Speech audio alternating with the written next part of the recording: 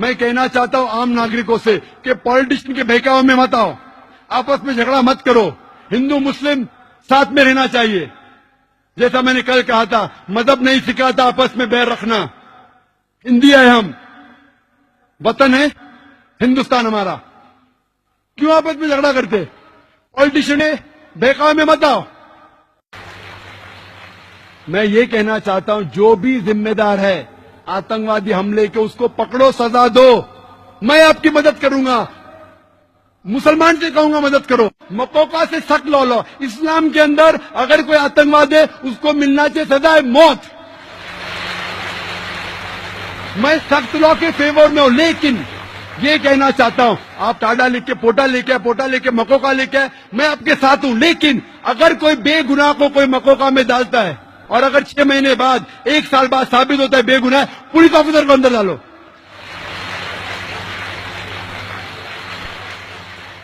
या पॉलिटिशियन को अंदर डालो, फिर मालूम पड़ेगा किसको बेगुनाह को लगाने का कहने।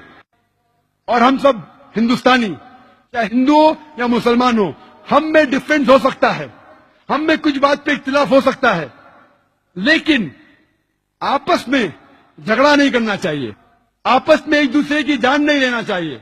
हम साथ हैं तो इंशाअल्लाह सब मजहब सिखाता है कि कोई बेगुनाह को कत्ल नहीं करना चाहिए, फिर ही ये आतंकवादी फोर्स इस देश को छोड़ पाएंगे।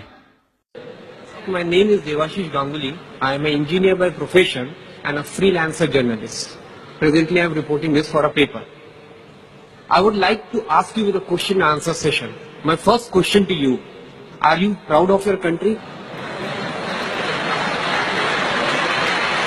Normally, journalists ask one question, and after I give the reply, the second question is trapping. But, Sir, let me finish it. Please let me answer. I know. Let me finish to this allegation. No. Let us have this discussion free sense of mind. Sure, I'll allow you. Thank you. I'm not blaming you. I'm telling most of the journalists. I'm not saying you are the same category. You may not be. Already you have said it. See, most of the journalists. See, normally, one thing is, brother, I'm in the field. If a person wants to ask only one question, he asks and he goes away. If he has 2 questions, see, this is logic. And he's waiting for the first answer. And after I give the first answer, the second question is trapping. If you put both the questions together, then the trap will not be there. But for me, no problem. Answer is the same. Whatever your second question is, I'm proud of my country, India. That's great.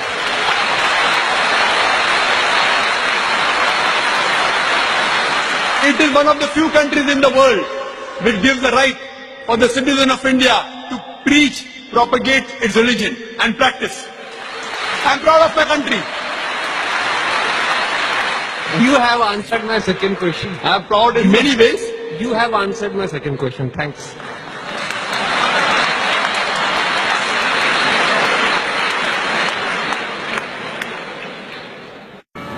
केंद्र सरकार से मैं निवेदन करना चाहती हूँ कि कश्मीर के अंदर जितनी भी सरकारी सुविधाएं दी जा रही है वो सारी की सारी बंद होनी चाहिए, क्योंकि वो आतंकवादियों को ही सुविधाएं दी जा रही है। इसीलिए वो सुविधाएं जिस दिन बंद होगी और आर्मी को वहाँ खुला छोड़ देना चाहिए। आर पार की लड़ाई हो तो हिसाब किताब 10 दिन के अंदर हो जाए। जाकिर नाइक को हिंदुस्तान का सबसे बड़ा दुश्मन, इसकी गर्दन काट करके लाए, हिंदुस्तान के सबसे बड़े पेड़ पर लटकाए तो मैं उसको इनाम दूं। मैं मुसलमानों को चेतावनी दे रहा हूं कि गुजरात शायद आप भूल गए होंगे, पर मुजफ्फरनगर आप नहीं भूले होंगे।